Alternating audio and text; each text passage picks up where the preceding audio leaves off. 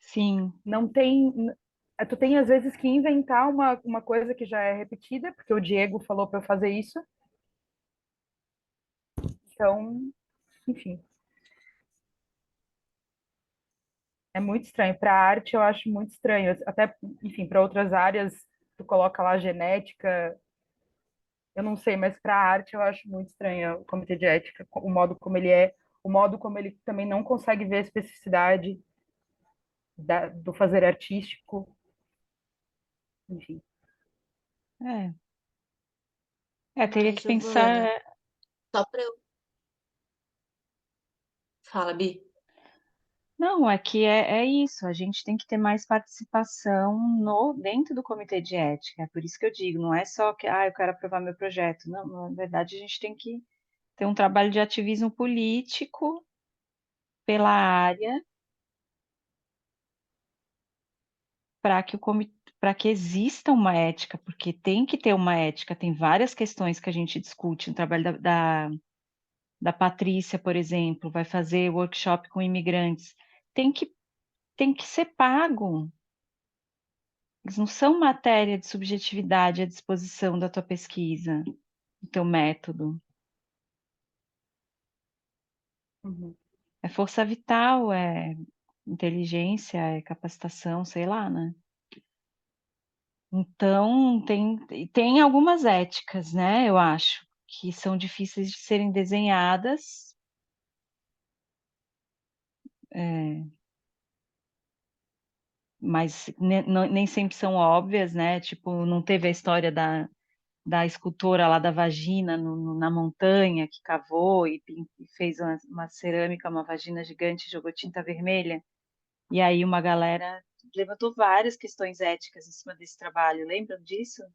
Uns 3 anos atrás, sei lá. A ética de contratação de quem estava prestando o serviço, a ética de cuidado com a terra, em nome de um ato simbólico. Então, é interessante, né, a gente pensar quais são os vetores para medir uma responsabilidade ética num processo de criação, né? Intergeracional, interespécie, interracial, né?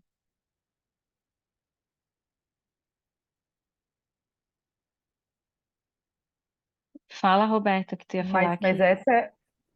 Opa. Eu só fiquei curiosa para saber por que que a Giovana pediu, né? Fez esse pedido para o comitê de ética. Você vai entrevistar os adolescentes? É por isso? Ou você vai fazer as Não, oficinas? são oficinas, duas oficinas, uma na UDESC, que é para adolescentes geral, onde chega a divulgação, e outra no IFSC, que daí vai ser para os alunos do IFSC. E eu também acompanho, e na verdade a gente está dando todo o curso juntos, eu e o Fábio na carona, toda quarta. Só que ali eu já comecei, né? Mas é porque essas oficinas, elas eu já entrei em contato com o IFSC, então eu preciso do aceite do comitê de ética para de fato começar, eu não posso começar antes. E aí já mas voltou é três porque vezes. o objeto dela é um estudo de caso. É um estudo de caso, então o objeto dela é o grupo de pessoas. Então tem que Uhum. passar pelo comitê de ética. Mas sobre isso que tu acabou de falar, Bianca, eu tinha feito toda uma metodologia que estava muito mais embasada em uma metodologia de pesquisa mesmo, como a pesquisa ia ser. E aí, referencialmente também, eles me pediram assim, não, tem que ter número de pessoas, ou seja, a coisa era muito mais, ela deveria estar em outro Claro, tópico de pedido, assim. Eles estão um pouco confusos também, eles não estão muito preocupados, assim, como tu falou, né, com a questão da imigração, se eu fosse, por exemplo, falar da decolonialidade para falar dessa relação.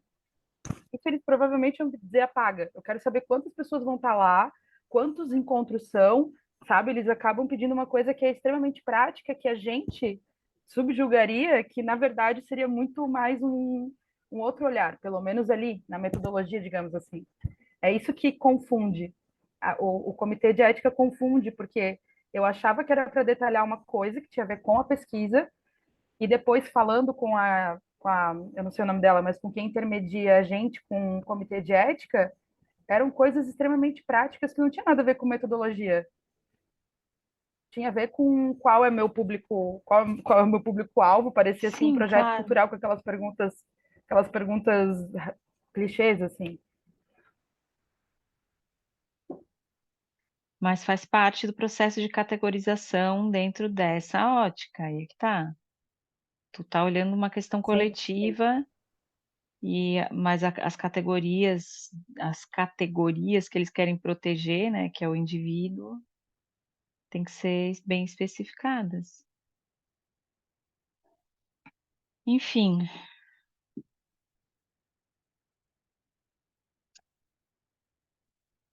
E aí, quer me contar um pouco como foi semana passada?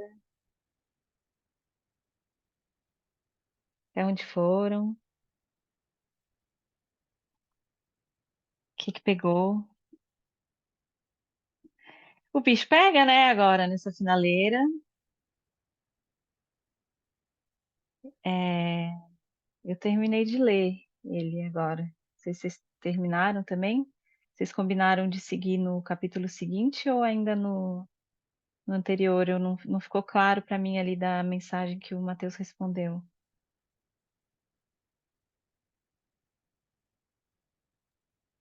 Acho que a gente deixou meio que em aberto, assim, se o grupo quisesse retornar um pouco ao capítulo para a gente conversar um pouco mais. A gente não definiu assim, a gente começa na semana que vem o próximo capítulo.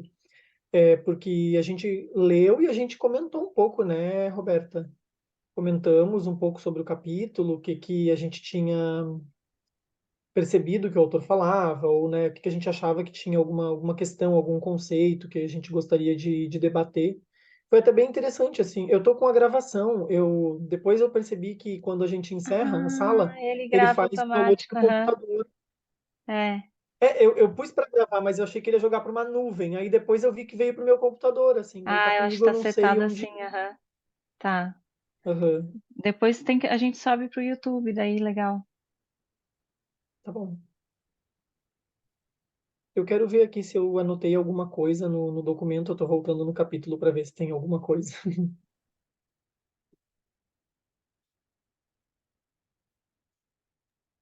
Eu acho que teve um momento que foi muito legal, né, Matheus? Que a Bárbara chamou a atenção para a questão da violência, né? Eu não lembro se era violência o termo, porque daí a gente foi uns capítulos lá atrás para falar de tudo de podridão que ele tinha colocado dentro desse conceito, assim.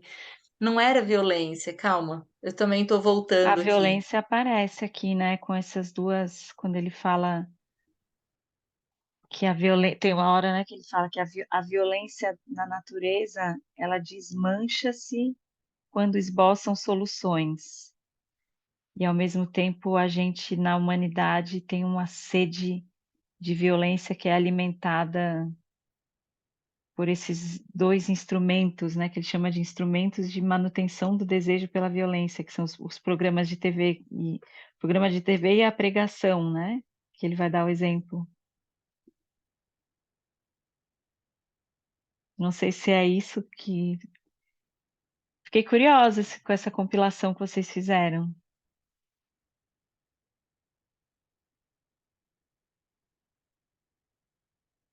É quando ele fala em catástrofes, eu acho. Ele fala assim, ó, lá em cima. Aham. As incendiadas catástrofes reativam o trabalho dos genocídios. As fomes e as secas impulsionam-se em regimes políticos suicidas, beligerantes alucinam-se em escala assombrosa. As inundações e os ciclones solicitam a solidariedade internacional, sem que se possa preveni-los ou combater verdadeiramente seus efeitos. E aí ele descreve uma série de coisas ali. E foi, acho que foi isso, né, Roberta? Ou eu tô no lugar errado e tô. Foi isso, né? Uhum. Foi isso, E querido, foi. isso, e aí a Bárbara pegou um ponto muito específico, né? E ela falou, ele fala lá atrás no capítulo tal, e a gente voltou, fez o gancho, eu tô procurando a minha anotação aqui. O gancho que ela fez, a gente voltou lá atrás, pegou o fragmento e olhou, né?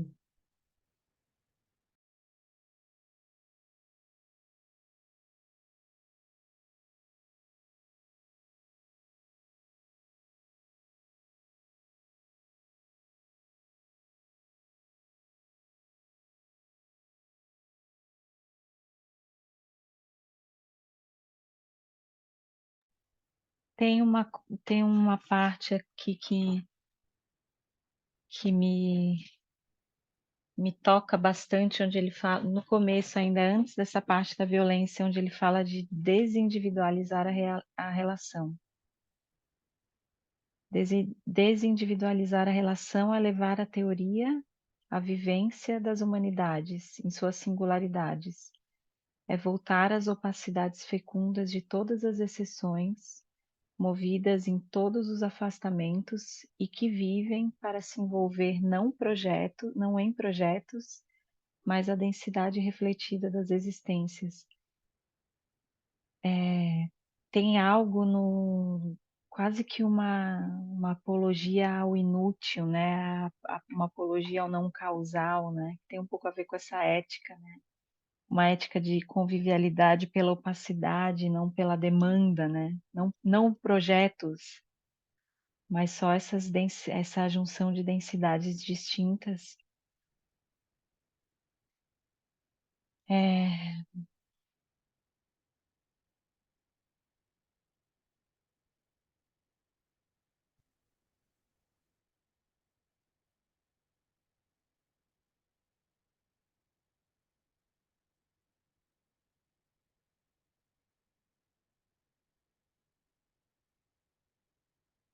e aí, na sequência ainda para mim desse comentário sobre a desindividualização da relação, um pouco mais para frente, ele vai mencionar o termo antilianidade. Antilianidade, que seria um modo de ser que vive em nós, que no caso ele está falando deles, né? Não, em nós talvez seria uma brasilianidade, não sei, uma tropicalidade. Nossos tropicalistas pensavam que sim, né? Um lugar, nesse local de onde nós, mulheres e homens do Caribe, erguemos a vontade de juntar e de fratar as anti-ilhas que nos asseguram em nós mesmos e nos reúnem a um alhures. A antilianidade que é método e não ser, quer dizer, é um jeito e não uma identidade, né? Não se ultrapassa para nós. Aí ele entra com uma crítica, né? Assim, eu estou puxando algumas coisas que eu acho que de certa forma tem a ver com a nossa conversa do começo, né? De método, ética, como qualificar, né? Um olhar sobre o outro, né? Sobre um objeto, sobre um sistema. Ele faz uma crítica às humanidades, né? Enquanto modo de organizar esse olhar, que segundo ele limita o seu objeto a partir da ênfase em generalidades, né? Os brasileiros são assim, os adolescentes são um grupo que precisam de tal e tal cuidados. Né? E essas generalidades na qual se baseiam as ciências humanas é que perpetuam as normatividades e as diferenças sem aproximação, né?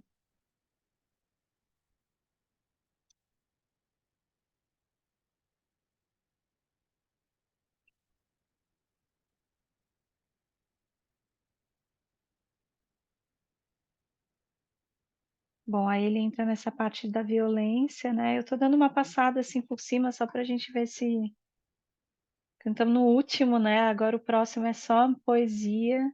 Ele volta para a praia, nossa onda. Todo mundo vai ter uma opinião. Ele cita aqueles dois exemplos, né? Eu achei muito bonito, assim, li de novo hoje, já tinha lido esse exemplo da pregação, né? Como ascese pela violência, né? E eu sempre me chama muito a atenção essa vontade de catarse, né? Não, eu senti um negócio, agora eu sei que eu me curei.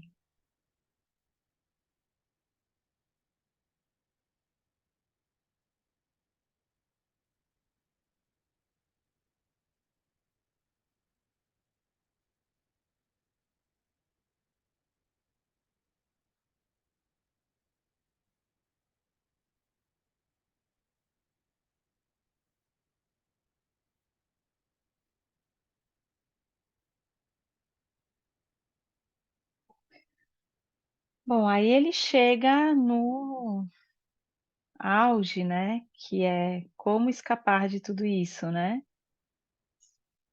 Como escapar de toda essa violência pulverizada em todas as instâncias, em todas as relações, em todas as imagens, em todas as torres de controle, no próprio jeito como a gente entende a cura, né? Com esse exemplo que ele dá da ascese ali. Aí ele faz, em primeiro lugar, pelo imaginário, né? E toda essa parte do imaginário é muito fascinante, né? Ele faz um comentário ali também que me chamou a atenção, que ele coloca que o cantochão e o uivo são as linguagens mais próximas de expressar essa dimensão do imaginário. E aí lembrei das nossas conversas de quanto a música, quando ela tem uma progressão, mesmo que seja dodecafônica ou caótica, ela antecipa, né? Então, de certa forma, ela já reduz a potência do imaginário. Então, por isso, o cantochão é aquela pregação sem, sem variação melódica, né? Não tem, não vai, parece que não vai para nenhum lugar, né? Uma vibração em repouso. E o uivo, que imagem que ele vai construir, né?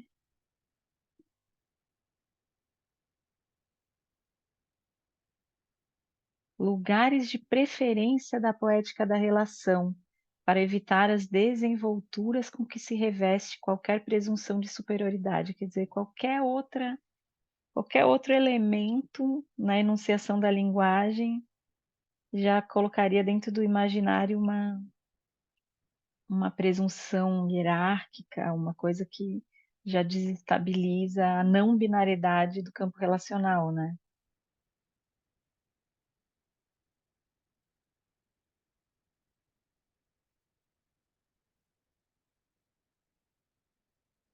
É muito a sensação assim quando a gente tem ou quando você tem um sonho que você quer contar, ou quer fazer um desenho de um sonho. Meu Deus, o desenho, mesmo o desenho nunca chega, né? Então, outros elementos. É o problema do processo de criação, né?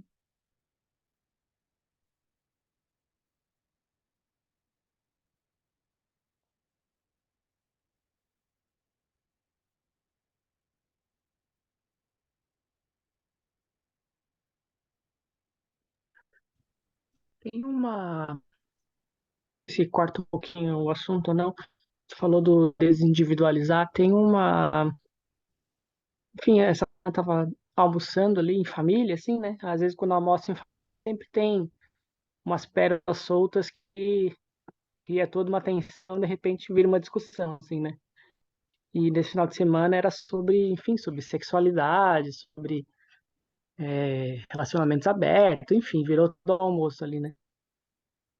E aí aconteceu uma Coisinha discussão e eu básica, falei uma assim, coisa de coisinha básica, só para dar aquela família. temperada na digestão, É, né? Negócio assim, tipo isso. jardinagem. E aí eu, e aí eu fiz Ah, uma citação do Glissant, citei uma frase do Glissant, as pessoas entenderam, mas. E aí me caiu uma ficha no vidro, assim, porque tem vários conceitos que nos interessam nesse lugar, né? De jamais alcançar outro, a totalidade do outro, o dissenso, a relação no dissenso e tal, tal, tal. Mas uma coisa no a cidade que eu tenho a sensação de que eu acho que tem um pouco a ver com aquele. Como é que é o nome do autor do Homem? É do o quê? Eu não entendi o nome do livro, Underscoming. cortou. Underscoming. The Underscoming. É isso? Ah, Aquele os negro, o último, subcomuns. É o subcomum. Stefano Harney. Stefano Harney. Isso. Eu não sei se tem a ver nesse sentido, assim, mas é uma coisa que eu tenho a sensação que é como se o lugar da discussão voltasse, que a Bianca sempre cita uma coisa que ele fala, que é assim, a gente não quer mais o que vocês fazem, a gente quer uma outra coisa, porque não tem a ver com acessar o que vocês fazem. E eu tenho a sensação que esses conceitos, às vezes, têm um lugar de acessar o outro ainda assim, né? Tipo, eu não alcanço você na sua totalidade, mas ainda estou tentando te acessar, te entender, né? E a Uhum. opacidade tem uma coisa de assim, tipo, não importa, tipo assim, o que que eu tenho a dizer sobre isso? Não importa, tipo assim, não é sobre você ter a dizer nada, né? Eu não sei se faz sentido, assim, tem uma sensação que ele é uma ideia um pouco mais humilde, enquanto colocar uma camada no tratar sobre a relação, e ao mesmo tempo interessante, assim, né? Tipo assim, é o meu direito à opacidade, não é tipo, eu nunca vou te alcançar Claro, porque você tem uma opacidade. É tipo, né? Não sei se faz sentido, assim, eu com tenho essa certeza, com sensação. certeza. Porque na discussão ali na comida era, mas algumas pessoas gays às vezes exageram demais, e aí parece que elas querem enfiar a goela abaixo. Aí eu peguei e falei, sabe o que eu acho sobre isso? Não acho nada, porque eu não tenho que achar nada. Tipo assim, né? Tu também não tem, não diz respeito nem a tu, nem a mim, né? Tipo assim.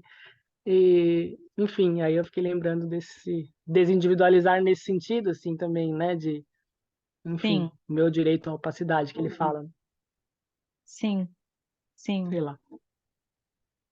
Não, faz sentido. E E uma claro coisa que que mudou bastante a chave na minha escrita, assim, também, né? Depois que eu tentei trazer mais o Glissant, assim, tem uma porque tinha uma coisa. coisa assim de, tipo, por exemplo, fazer o passo, mas o passo não precisa significar nada. Tipo, eu posso fazer um passo básico de forró contigo sem significar forró. Tipo assim, né? Sem significar passo. Sem precisar significar alguma coisa. Tipo assim, né? O direito ao movimento também ter uma opacidade. Não sei, comecei a viajar um pouco nesse sentido. Sim, claro. É, eu acho que tem algumas questões nessa tua fala, assim, que são importantes.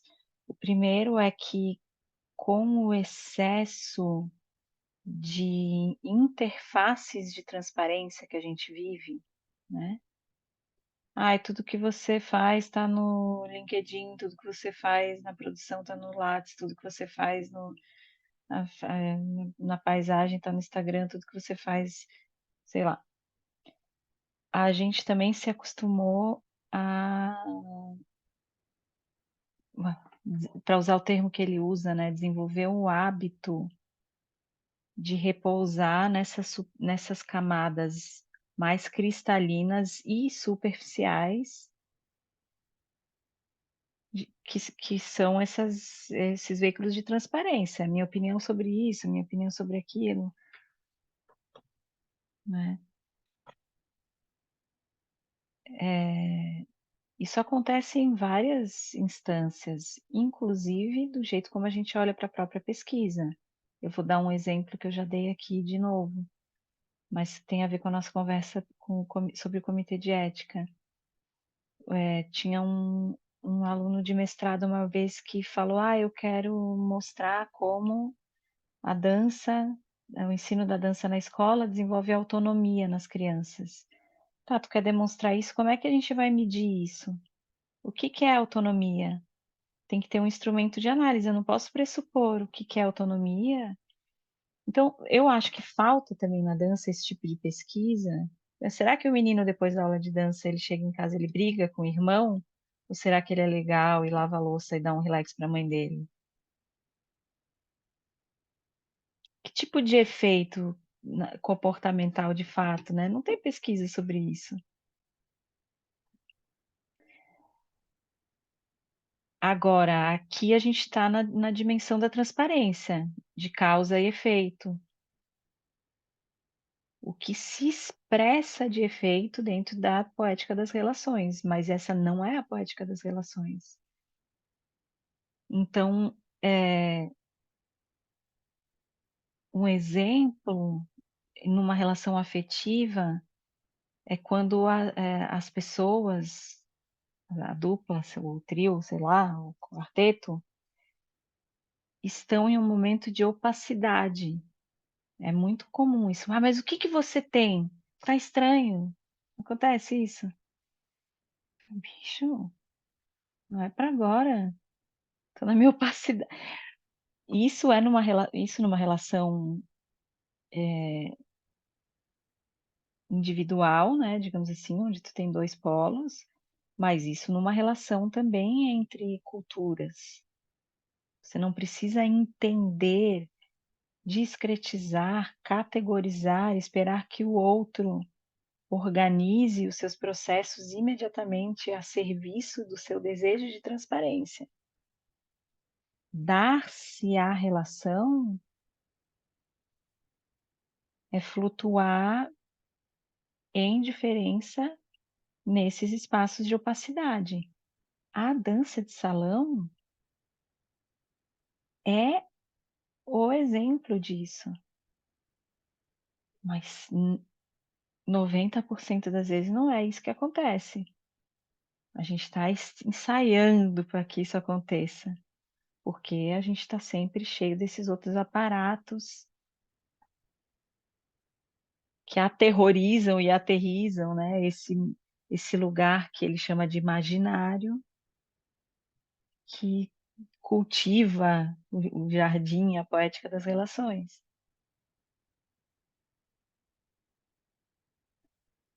Mas sabe um pouco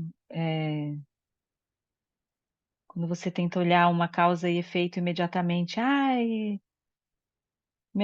sei lá, o meu irmão perguntou isso para me provocar porque ele fez essa pergunta, porque ele sabe que eu trabalho com isso, sei lá. Aí daqui a pouco passa 2 semanas ou um mês, tu entende aquela mesma situação, aquela dinâmica de uma outra. Ah, saiu da pessoalidade, aconteceu uma outra coisa.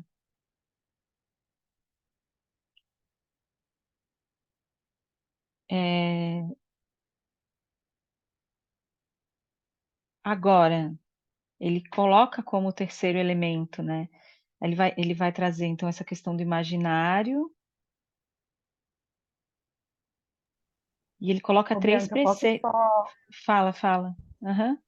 posso só falar uma coisinha antes de tu aprofundar esses outros três, mas é que me fez pensar numas coisas também, que quando, não sei se alguém já passou por isso, acho que já, mas esse exemplo que tu deu, desse Uhum. mestrando que pensou na autonomia, não sei, muitas vezes parece que quando tu acredita que é um lugar para onde tu vai, parece que reduz todos os processos ali de experiência que tu vai ter na sala de aula.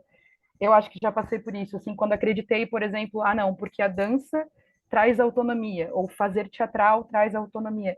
Parece que tu desliga um lugar meio confuso e É a vai para uma generalidade, objetividade, né? sendo que o É a generalidade também. exato, É o olhar exato. E aí generalista. o teu e parece que o teu olhar ele se fecha num ponto de vista que é agora eu vou observar todas as autonomias que e aí, claro, isso pode ser super também colonizador, né? Que eu vou prover aqui como professor, É e exatamente aí isso aham. tu acaba deixando de perceber várias outras coisas e que elas poderiam ser muito mais interessantes na confusão, né? Isso me faz lembrar também de uma conversa que a gente teve, eu e tu, falando sobre a Sagração da Primavera, que a gente tinha uma questão assim do tipo, a Sagração da Primavera é um espetáculo também político, só que ele não vinha de um molde do que se convenciona como teatro político. Que muita gente acha que teatro político é só Brecht, é só, enfim, quebrar a quarta parede. A gente também fazia isso. Mas, enfim, umas coisas assim que eles que tem que se convenciona achar, né? Eu estava discutindo com um amigo meu e ele reclamando uma coisa que muitas pessoas reclamam na UDESC, é porque a gente não fala de teatro. E daí eu falei para ele, né, pensando no Glissant, né, que se a gente também não falasse com outras transdisciplinaridades, muitas vezes a gente estaria fazendo uma mesma reprodução de violência que está lá no Shakespeare, que ele mesmo cita com uma história que é da filiação e o trono, e quem antecede o trono, e sempre a mesma história. Então, enfim, eu fico pensando nesse lugar agora eu estou tentando fazer uma analogia do que eu estou falando assim, né? Também não precisa, eu estou fazendo justamente o que eu estou tentando criticar, mas eu acho que essa confusão ela é mais interessante do que quando tu acredita em algo único, como para falar de Uhum. teatro, eu preciso falar só de teatro. Meu amigo, ele tem uma super agonia que eu adoro filosofia, né? Ele fala para ele é perda de tempo isso assim, mas enfim, são tantas Uhum. coisas assim. É isso que eu queria falar. que eu acho que o teatro está em crise, mas é uma crise que só acontece Sim, porque tem sim, pessoas da Spy tá, geografia Rosana. estudando teatro. Que Exato. bom. Não tem teatro, nada é teatro. Ou tá gravando essa, não pode, peraí.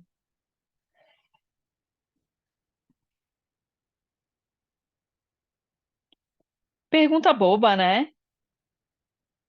Na verdade, é o que a gente quer, assim, é um pouco isso. É o que a gente quer estudar, não sei.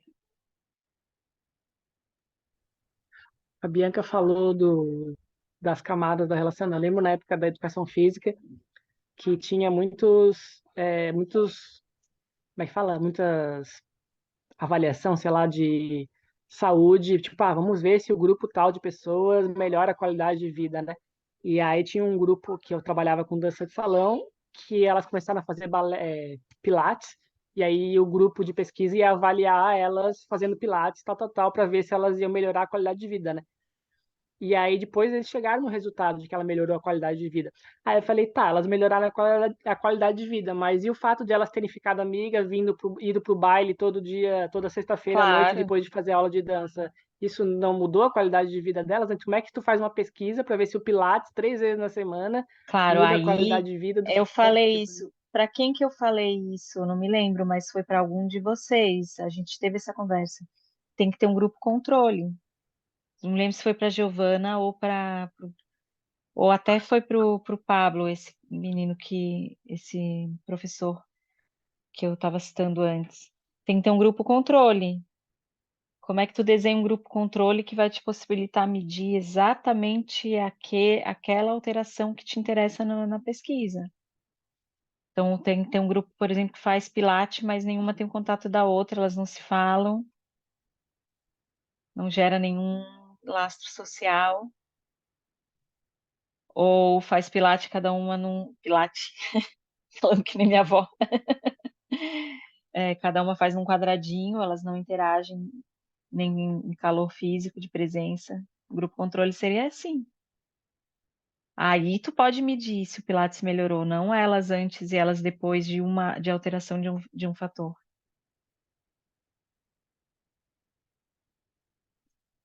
né?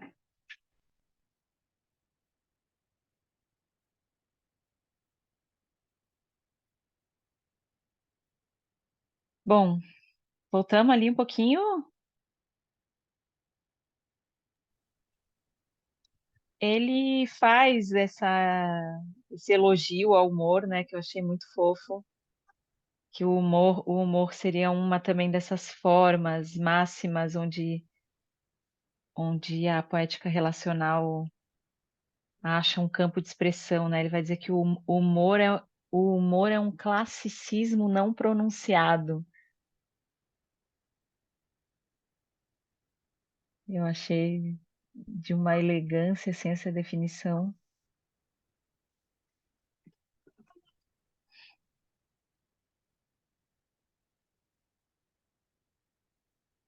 E aí ele chega nesses.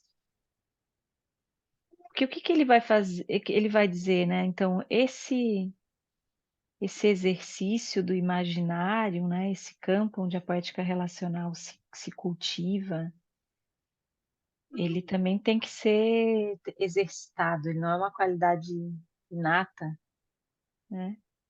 É por isso que ele vai falando desses lugares, né? Dessas tecnologias de exercício desse lugar. A liturgia sem variação melódica, o uivo, né? Que seria o lado mais selvagem da existência, talvez, menos humano, né? Mais ecológico. E aí ele chega nesses três enunciados, né? A percepção poética do caos-mundo leva-nos a pressentir alguns dos ensinamentos de tantos fracassos. De minha parte, e apenas de minha parte, ou seja, sem pretender ensinar, eu os resumiria da seguinte forma: o domínio de uma ação acontece em seu ato. O sentido pleno de uma ação acontece no seu lugar. O devir de uma ação acontece na relação. Esses três enunciados não pretendem constituir uma lei, eles significam que, uma vez concebida a totalidade, não se poderia reivindicá-los a priori para intervir nos problemas de aqui e agora, mas que nenhuma solução posta em ação poderia, entretanto, ignorar nem subestimar o movimento dessa totalidade que é relação. Contra aqueles que dão lição generalizante, contra a ideologia que se basta a si mesma, contra os pequenos senhores locais, contra o confinamento nacionalista intolerante, contra os reerguidores de fronteiras, os obcecados pelo poderio militar, os depositários da consciência coletiva, os portadores da palavra. Não há ingenuidade em relativizar dessa forma, na matéria concreta da relação, as ações mais particulares.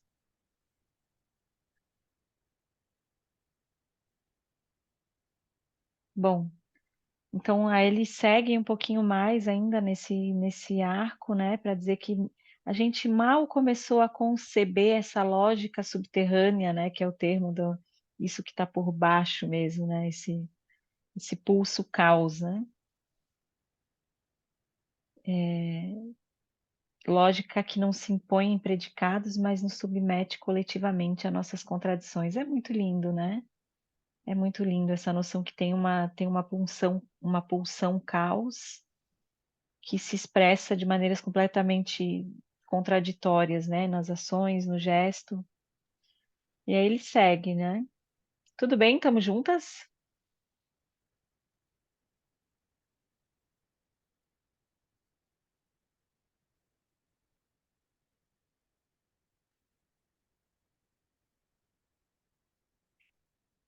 Para mim, todo esse próximo bloco é sobre o embate entre esse mundo disforme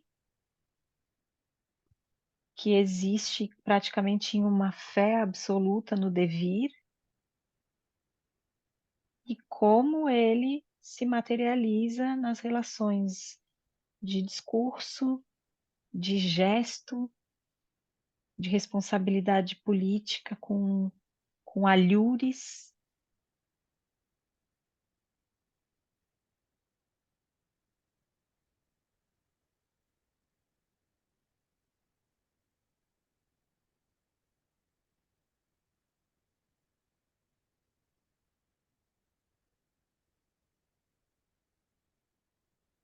Eu acho que vale a pena, não sei se alguém quer comentar, senão eu sugeriria a gente ler mais 2 trechos para finalizar esse capítulo. O círculo abre-se novamente, não sei se alguém quer ler. Até o partilha eu gostaria que lesse. Essa frase ali, só antes de tu ir, Aham. mandei uma mensagem para Bianca que ela me Ah, eu colocou não vi. numa. Me colocou não, né? Mas eu encontrei um problema na minha dissertação, na minha tese, que era a coisa do proposição, né? Proposição é um termo muito famoso dentro da lógica matemática, lógica filosófica, enfim. E aí, quando ele fala que lógica subterrânea em predicados ainda não, né? Enfim, ele está fazendo uma criticazinha aí. Aí eu achei legal porque eu entendi, né? Eu não teria entendido essa frase. Não sei se alguém entendeu o que eu disse também, mas não precisa entender também.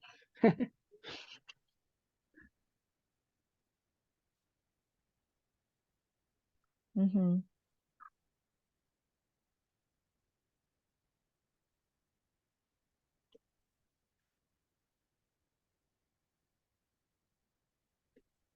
Posso ler? É a parte do contradições para baixo? O círculo abre-se novamente, ao mesmo tempo que ele se forma em volume.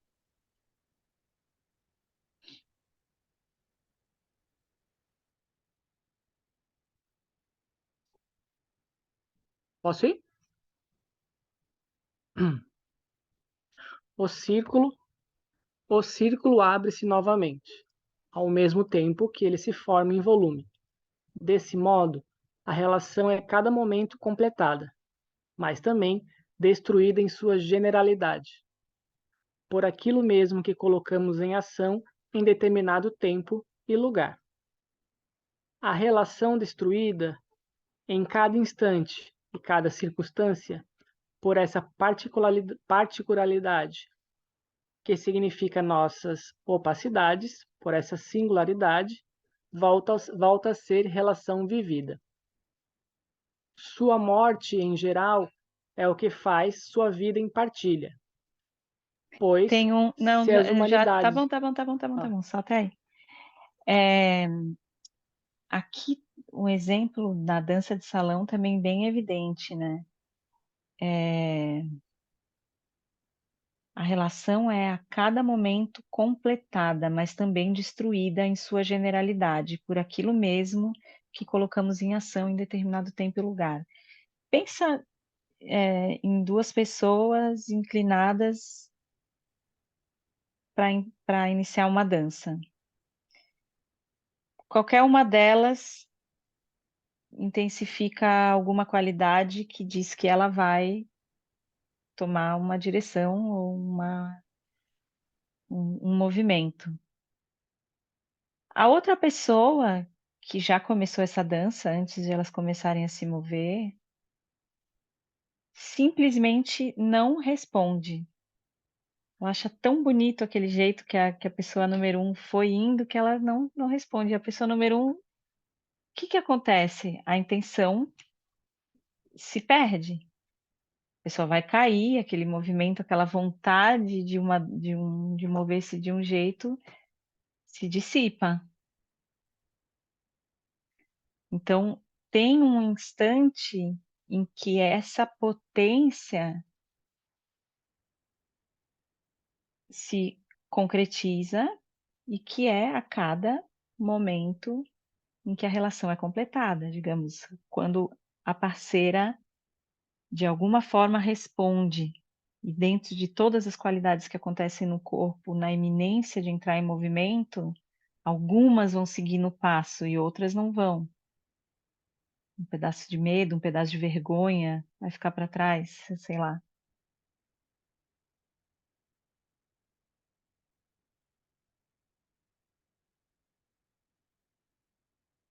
Faz sentido esse exemplo?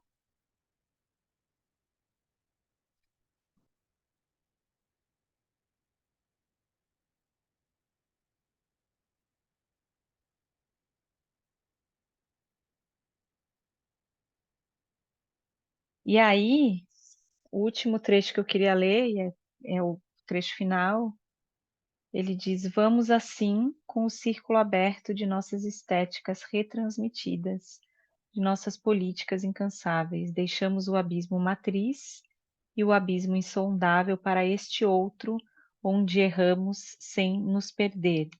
Então, de certa forma, ele termina dizendo: deixa quieto, o inexorável, o mundo, o caos mundo, os subcomuns existem como pulsão, como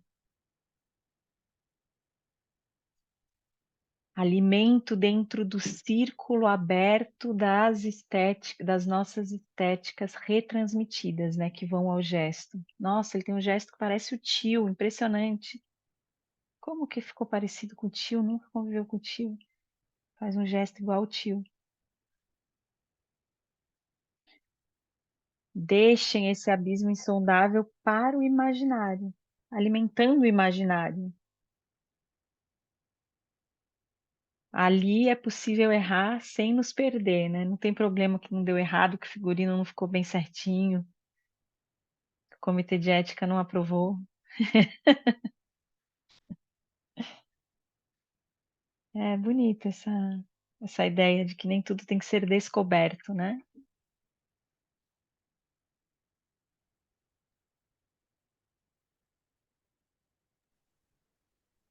Isso me lembrou um pouco a Castiel, a Ravena trouxe o livro da Castiel, que eu comprei aqui, que é o Quando o Sol Aqui Não Mais Brilhar, a falência da Uhum. negritude. E ela fala sobre como existe uma importância, por exemplo, né, que a gente sabe do que está rolando aí de movimentos assim de artistas trans, por exemplo, que estão trazendo, assim,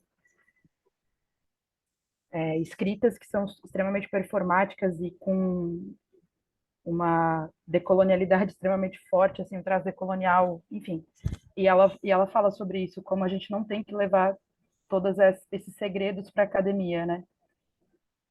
Tudo isso que a gente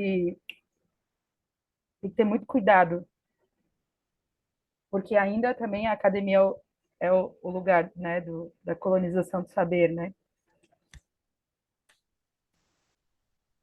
Com certeza.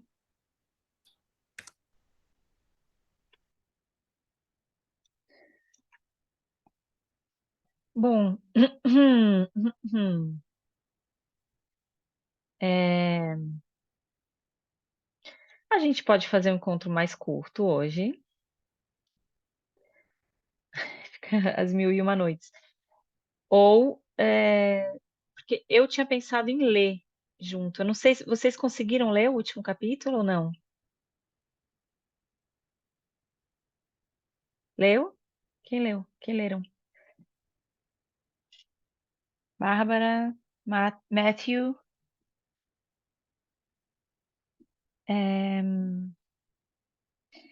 O último capítulo é um capítulo bem poético, de novo. Ele não clama por nada, ele cria umas imagens meio místicas até, né? Depois eu fiquei pensando assim, essa figura, esse olhar, então essa figura do caminhador e do lugar, né? Isso assim para Roberta, para o próprio Mateus, né? E para Thaís, que hoje não pôde vir, essa finalização dizendo que afinal trata-se do caminhante.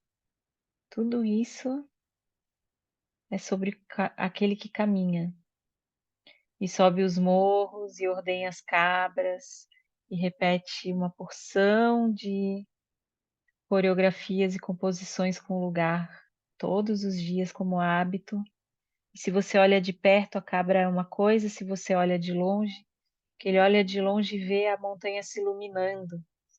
É muito engraçado esse momento, a montanha, saiu uma luz do topo da montanha. Eu falei, nossa, ficou místico no final, a bicha. Uau! Aí ele olha de perto e é a horda de cabras sendo pastoreadas, e sempre tem os mesmos equívocos. A cabra entra na fazenda, destrói um pouquinho a horta, aí o pastor entra, tira a cabra. E no final ele volta para a praia, né? Então ele tira também ele de ele fala no final sabemos que sua caminhada não é nomadismo, mas também não é divagação. Ele traça figuras repetidas nessa terra, cujo desenho surpreenderíamos caso pudéssemos identificá-las. Esse andarilho é um ecomundo que se consuma nele mesmo, que representa o caos sem realizá-lo. Aí ele tira, ele despersonifica da figura humana e vai para uma descrição de lugar, de várias densidades de lugar, como se o lugar fossem qualidades existenciais também, né? O lugar recria sua plantação de onde essa voz sem voz grita, como se a próprio ecossistema precisa ter som. Eu não sei quantas pessoas, fazendo só um parênteses, eu não sei quantas pessoas me mandaram a notícia, acho que umas 5, pelo menos, pessoas diferentes, dessa pesquisa que fizeram, que as plantas gemem quando sentem dor. Eu li todos os portais que fizeram essa notícia, cada um me mandava de um portal diferente. Aí eu fiquei pensando, né? Até que ponto a presunção humana chega, né? De capturar uma onda vibracional que é matéria corpórea de qualquer ser existente no planeta, mesmo as pedras, e projetar uma emoção humana dentro de uma circunstância que supõe uma ética, um sofrer. Achei bem curioso, assim. É claro que as plantas fazem vibrações porque podem ser codificadas em som. Som é vibração, né? É, por existir, assim como qualquer coisa. Claro, quando tá com sede, vibra de um jeito diferente. Quando o passarinho cagou na tua folha e não deu para pegar sol direito, vibra de outro jeito, né? É, enfim, fechei parênteses. Mas ele fala, né, desse lugar de onde essa voz sem voz grita. E eu fiquei pensando no lugar como esse conjunto de vibrações, essa sinfonia, né? Plantações do mundo, vasos de solidão, clausuras desnaturadas que você de alguma forma toca. Mangues, igarapés, lagunas, muskegs, banquisas, guetos, subúrbios, Volga-Plage, palafitas, bairros, encruzilhadas, lugarejos, pistas de areia, enseadas de rios, vilas abandonadas, lavouras entregues às estradas e fechadas em seu entorno, videntes que gritam em suas cabeças. Agora eu lhes deixo que nunca saiam da festa que nos prepararam. Nossa, aí ele vai, né? Como se todos os lugares sempre estivessem vibrando vida, né? Eu falei que eu não ia continuar e já fui, né?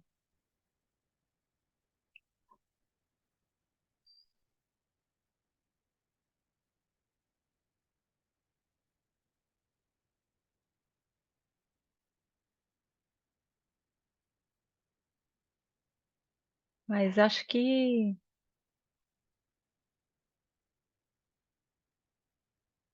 dá para terminar, galera. Porque no final, né, depois de todo essa profusão de vibrações e tumultos e vertigens e aguaceiro, ele tem uma última visão, né? Porque isso tudo é é como se ele estivesse contemplando essa paisagem do mundo, né? Desde o começo desse capítulo final. É a segunda vez que aparece essa figura, né? Quando ele encontra o moço que passeava, que mexe a mão no bolso e conta para ele um monte de coisa só com aquele microgesto de mexer a mão no bolso, lembra? Que é a Praia Negra, se não me engano, né? Aí aqui ele vai ter uma última visão. Um tronco se afina nas beiras do sol, uma obstinação dura, mas que derrete. Chamem os guardiões do silêncio, seus pés no rio.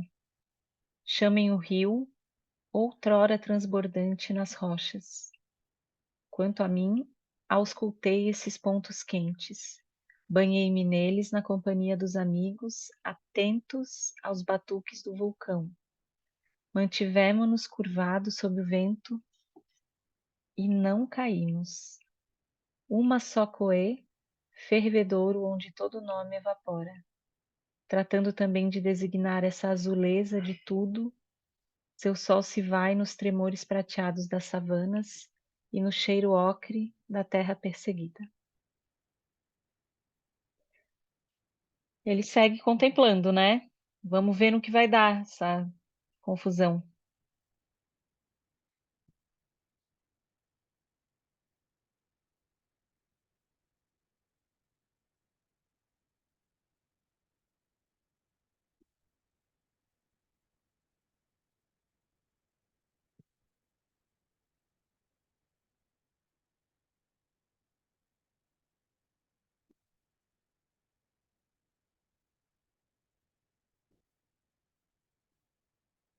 Alguém quer comentar?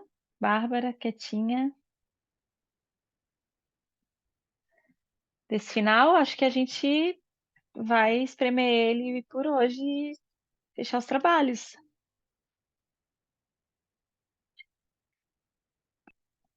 É muito interessante esse último capítulo. Quem não seguiu lendo, é bem poético e tem algumas afirmações assim sobre o caminhante, né? Esse que caminha, né? Tem uma que ele fala que é o caminhante, sua energia não tem limite e seu retiro é absoluto.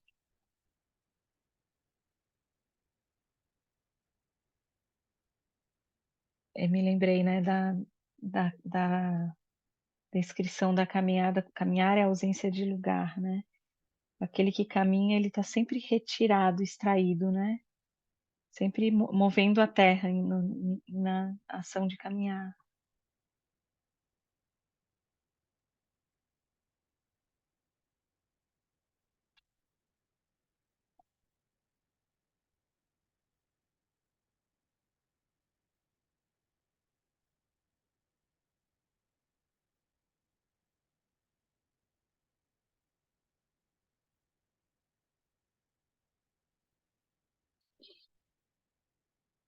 A gente fez 2 horas de trabalho, me atrapalhei.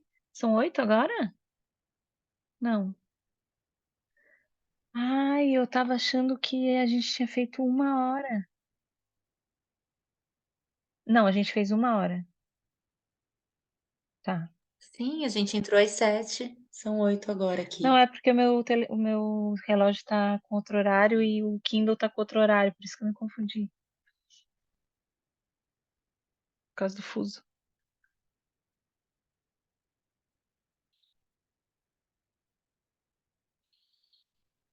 Inquietudes? Que horas é aí, Bi?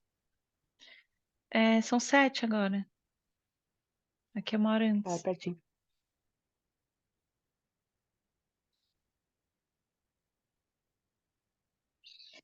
Alguma inquietude, galera, que ficou para trás, assim? Você acha que a gente correu muito no final? Tem, tem nada inquietante?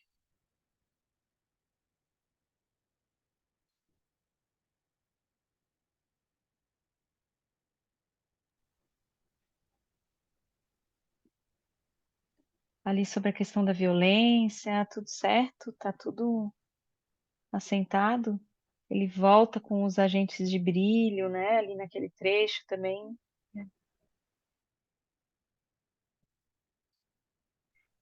Eu queria Agentes de... só perguntar sobre a questão dos agentes de brilho, porque na última eu não vi, né? Não sei se foi falado sobre isso, mas eu queria só meio que verificar se é isso mesmo que me passou, se seria também uma relação, digamos, com aquilo que é ainda mais violento. Seria mais ou menos isso? É que também não tem, não acho que é como tu diz, não tem como fazer o que é mais, né? Mas é a relação com a violência, né? Não, a gente chamou em outros momentos que eu me sinto mais confortável, mas é uma alteração de tradução de agentes de branquitude. Talvez na época que foi feita essa tradução, esse termo ainda não estivesse em uso empregado dessa maneira, mas ele vai já há bastante capítulos atrás trazer esse termo pela primeira vez no livro, se referindo a toda e qualquer estrutura aceita como padrão de subjetividade comum que guarda em si a branquitude enquanto métrica. Ele, ao longo do livro todo, defende que o desejo por transparência contido nas ciências, no tipo de relação com a religiosidade que a gente tem, nas artes que não têm imaginário, digamos assim, são instrumentos de manutenção da branquitude. Então, o direito à opacidade não é só o direito à diferença explícita, à outridade. O direito à opacidade é um clamor pela coexistência de mundos com mais ou menos visibilidade dentro da sua dimensão ética própria, que não precisa sempre ser colocada em visibilidade e confronto com o dono da lei, o dono do barco, o dono do navio, quem tem mais poder na relação, o chefe, o empregado. Sei lá, poderia ter o direito de faltar 3 vezes por mês no meu trabalho, vamos supor.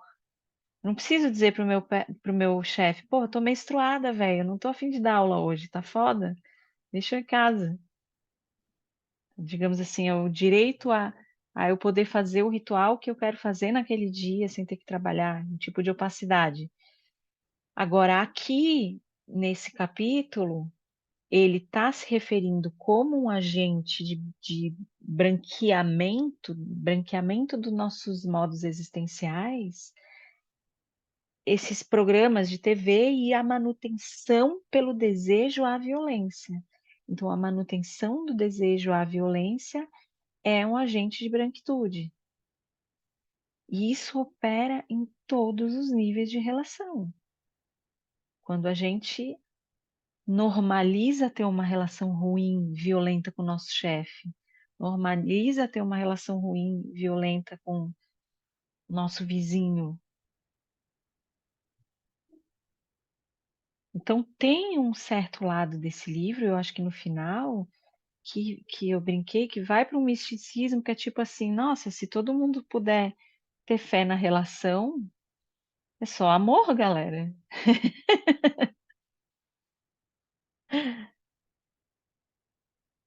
Porque no fundo é isso, essas antecipações, esses estados de confronto, essas criações de dualismos, essas afirmações de identidade, ainda assim, por mais que estejam em nome de liberdade, em nome de afirmação, de participação, são agentes de branquitude, porque operam numa lógica de transparência, sem desrespeitando, né, a ternura da opacidade, digamos assim.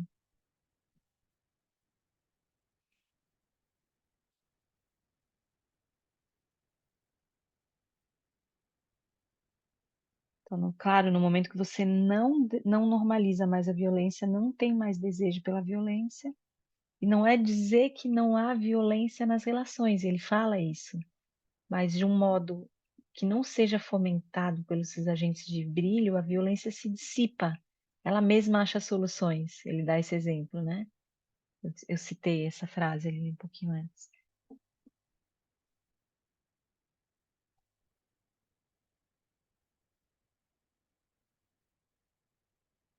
Ficou mais claro, Gi? Sim, acho que essa explicação da tradução melhorou muito para mim.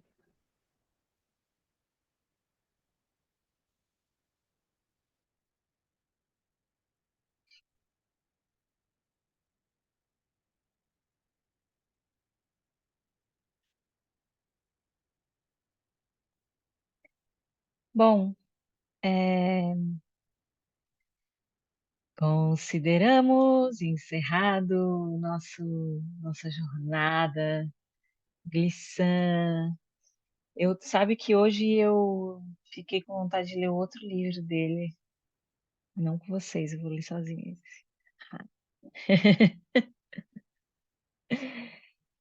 Mas dentro das nossas conversas paralelas, surgiram, né, algumas vontades de ler um pouquinho mais da teoria do afeto.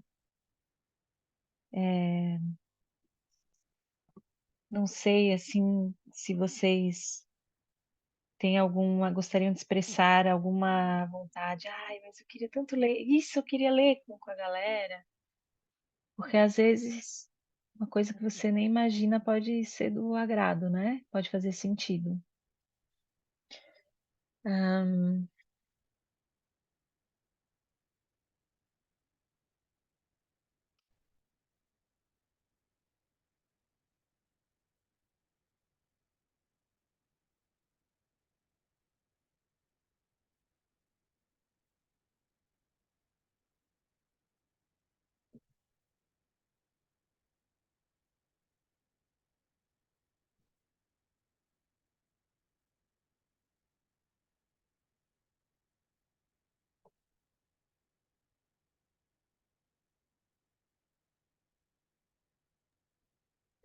você falou em ler outro texto do Glissant, e eu fiquei muito. Essa semana eu comecei a ler um livro da Rita Segato, Crítica à Colonialidade, que ela Uhum. acabei indo parar nela assim porque foi um livro muito bem falado nos últimos tempos e eu me interessei em ver porque ela vai falar um pouco sobre os escritos do Aníbal Quijano.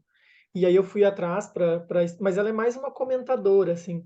E aí eu senti muito assim, eu já tinha esse livro faz um tempo que ele está na minha prateleira, que eu Uhum. assinei o Clube F, eu acho, uma época para comprar o livro da Dona Haraway, e aí ele veio num momento e eu deixei ele guardado ali. E aí eu comecei a ler e eu achei muito parecido assim com o que a gente está estudando do Glissant, pelo menos a parte que ela Massa. escreve mais o pensamento dela, assim.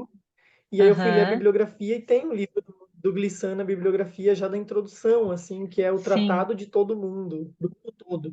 Fiquei com muita Ai, vontade que de ler, assim, fui legal. atrás para procurar e não sei se eu encontrei o PDF ainda, ou eu encontrei, eu não lembro agora.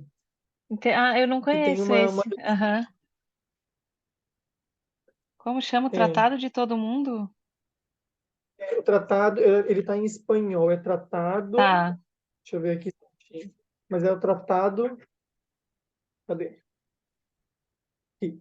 É, Tratado del Todo Mundo. Seria tipo de todo o mundo ou do mundo todo, né? Eu acho.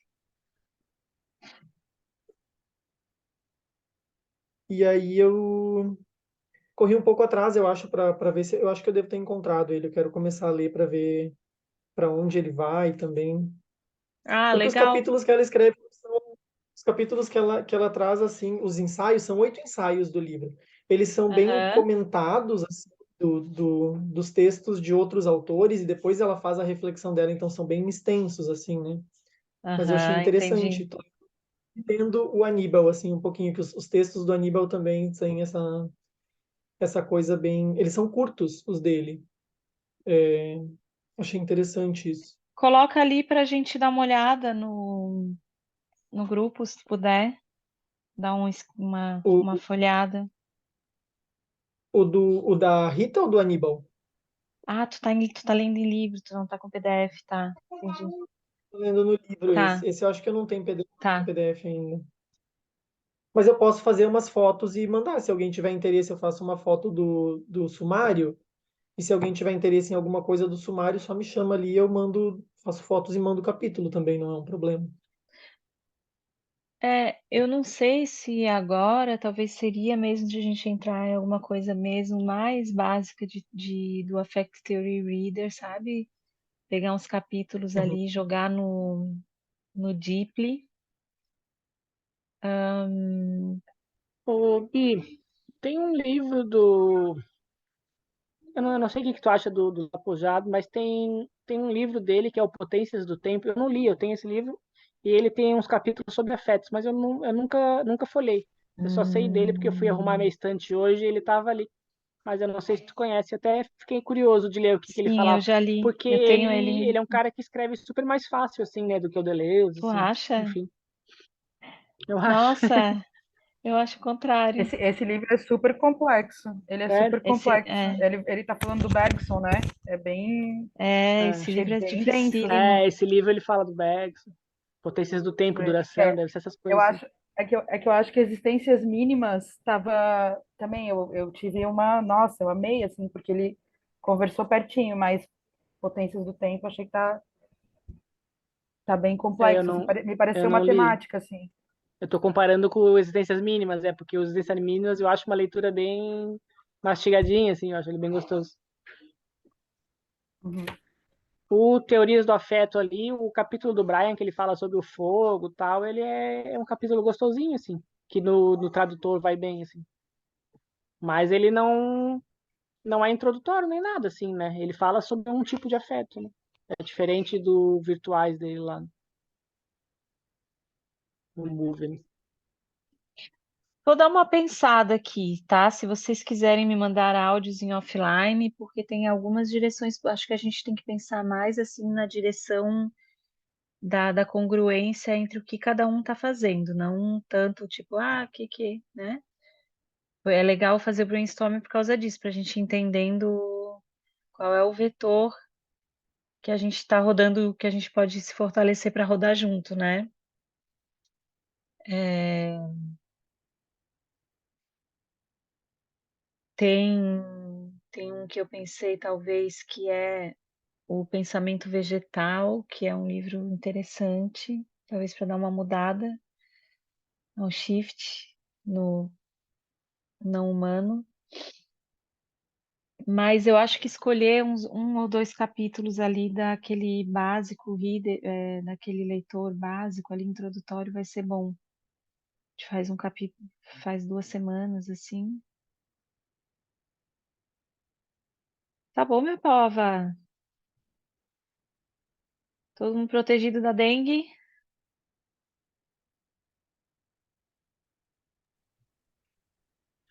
Ô, Bianca, tu recebeu o meu material?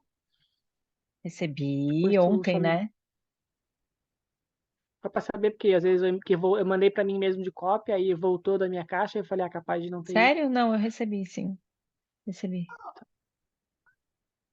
Amanhã, a quinta-feira, a gente começa a estação, mas mais uns, acho que até o final de semana eu te devolvo, tá? Eu e Rodolfo tivemos Tá sem uma, pressa, tá contigo. a gente teve uma revelação mística sobre a tese dele.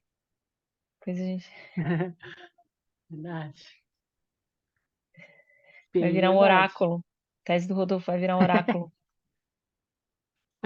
Eu comentei com a Demi, ela me mandou um monte de foto, ela adora tarô, né? Mandou um monte de coisa. Ai, bonita. Então tá, galera. Graças, eu entrarei em contato com todas. Gi, tô te esperando. Rô, tô pronta para nós agora. E Bárbara e Matheus mandem notícias, tá? Tchau, gente. Boa noite. Valeu.